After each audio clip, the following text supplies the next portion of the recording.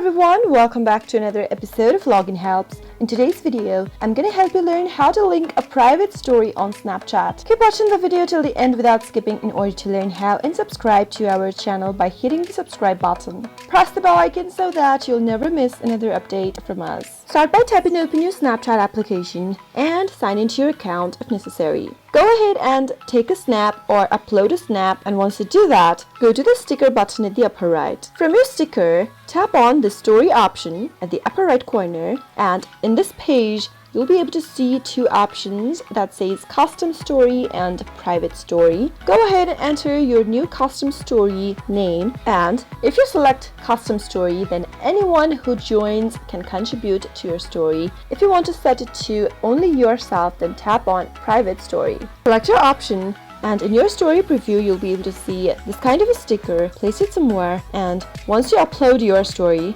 now the viewers who view your story will be able to tap on your sticker and join into your private story. That is how you can link a private story on Snapchat and let people join in. I hope the tutorial was helpful to you. If it was, go ahead and give it a thumbs up. Feel free to comment down in the comment box if you have a question or a feedback for us. I'll be back soon with more tutorial episodes. Goodbye till then.